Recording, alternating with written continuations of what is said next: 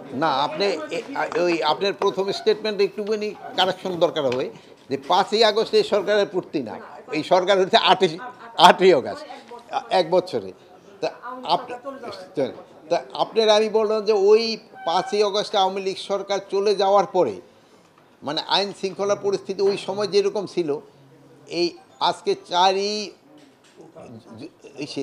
অগাস্টে এটা কি উন্নতি হয়েছে কি হয় না, এটা আপনারা আমাদের থেকে আরও ভালো বলতে পারবেন। এই আমরা যে সময় এই দায়িত্ব নেই সেই সময় আমাদের এই পুলিশ বাহিনীর পরিস্থিতি কী ছিল, অন্যান্য বাহিনীর অবস্থাটা কী ছিল এবং দেশের অবস্থাটা কী ছিল, ওই থেকে কি উন্নতি হয়েছে কি হয় না এটা আপনারা বলেন। আপনারা আগে বলেন, এই প্রশ্নের উত্তরটা দেন। হ্যাঁ, এই যে আপনারা তখন চুপচাপ, ওই উন্নতি হয়েছে কি হয় না এখন। হ্যাঁ, আপনারা ওখানে বলতেছে যে কাঙ্ক্ষিত উন্নতি হয়েছে কি হয় না, এই হলো কথা। শোনা, ওই এলাকা আমি কথা শেষ করি। বাট আমাদের যে একটা কাঙ্ক্ষিত যেরকম একটা উন্নতি হওয়ার হয়তো আমরা অতটুকু উন্নতি করতে পারিনি। আর আমি একটা কথা সবসময় বলি, আমাদের দেশ স্বাধীন হচ্ছে কত বছর? 54 বছর। আইন শৃঙ্খলা পরিস্থিতি যে খুব ভালো, এই 54 বছরে আমাদের কোনো মিডিয়ায় বা কোনো কিছুতে বা সাধারণ পারসেপশনও আছে কোথাও যে আমাদের আইন শৃঙ্খলা পরিস্থিতি খুবই ভালো। আমাদের আইন শৃঙ্খলা পরিস্থিতি মানে জনগণের মানে এই ডেভেলপ কান্ট্রিগুলি স্পেশালি স্ক্যান্ডিনেভিয়ান কান্ট্রিগুলির সাথে তুলনা করেন, আমাদের ওই স্ট্যান্ডার্ডে আমরা কোনো সময় যেতে পারি নাই। আমরা হয়তো দোয়া করব আমরা না পারি, হয়তো ভবিষ্যতে যারা আসবে তারা যেন যেতে পারে, আমরা তো ওই স্ট্যান্ডার্ডে যেতে পারিনি। তো আমরা আমাদের লেভেলের থেকে আমরা চেষ্টা করে যাচ্ছি যতটা উন্নতি করা যায়। এই শোনেন, এই 3ই আগস্ট সম্বন্ধে একটা কিন্তু আতঙ্ক ছিল, 5ই আগস্টের সঙ্গে দেখেন তো কোনো ধরনের আতঙ্কের কোনো কারণেই নেই। আল্লাহ দিলে সব কিছু সব প্রোগ্রাম হবে এবং সব ভালোভাবে হয়ে যাবে আল্লাহ দিলে।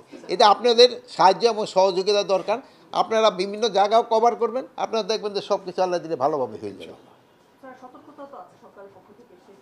সতর্কতা তো সরকার তো সব কিছুর ব্যাপারেই সতর্ক থাকতে হয়। এই সতর্কতার জন্যই তো আমরা এই বিভিন্ন মিটিং টিটিংগুলি করি এবং আপনাদেরও বলি যে আপনারাও আমাদের সাহায্য করেন। মানে বিশেষ বিশেষ অভিযানটা পুরো দেশেই চলতেছে, যেহেতু হয় কি এইটা ইলেকশনের আগ পর্যন্তই চলতে হবে।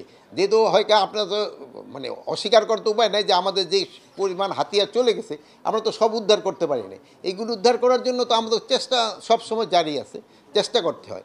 কিন্তু হয় কি বিভিন্ন একটা হলো হয় এই সব বিভিন্ন অনুষ্ঠানগুলি হইতে গেলে অন্যান্য ক্রাইমগুলি আবার দিকে, যেহেতু বাহিনীতে একটা আপনারা এক কাজে লাগালে হন। আপনি কোন মিডিয়ার থেকে আসছেন? News twenty. আপনি যেমন এখন যদি আরেক উপদেষ্টা করে আপনি তো যাইতে পারতেছেন না। তো মানে অন্যান্য এইগুলি যেসব হয় সেসব বাহিনীগুলি একদিকে হয়ে কনসেন্ট্রেট করলে আরেক দিক দিয়ে আবার ইটা বেড়ে যায়। আরেকটা জিনিস হচ্ছে যে আপনি দেখছেন যে আমি গত শনিবার ওই মোহাম্মদ অনেক ছোটো বাচ্চারা 4টারে ধরা মানে জায়গা ইসে দেওয়া হবে, তারা আসছে কিসে, আমি বললাম তুমি কেন চাপাতি নিয়ে মারতে গেলা? বল স্যার ওই আমার যাওয়ার সময় পায়ে দেওয়ার ন্যাং মারছিল। মানে এখন এই যে এইগুলি মানে আগে কিন্তু এরকম ছিল না, যে মানে একটু ন্যাং মারছে দেখাই 4জন লোক এসে যাইতেছে তারা চাপাতে দিয়ে মারার জন্য, হয়তো সামনাসামনি পাইলে হয়তো কবই দিয়ে দিত। মানে এইগুলির ক্ষেত্রে আমাদের জনগণেরও সচেতনতা বাড়াইতে হবে, আর মা বাবা আত্মীয় স্বজনও তাদের বুঝাতে হবে এইগুলি যেন না হয়। মব ভায়োলেন্স আপনার কাছে একটু জিজ্ঞেস করি, আগের থেকে কমছে কি কমে নেই? মব ভায়োলেন্স তো কমছে, এটা আস্তে আস্তে একেবারে এলিমিনেট হয়ে যায়। আমরা এই মবের ক্ষেত্রে কোনো ধরনের ছাড় আমরা দিব না।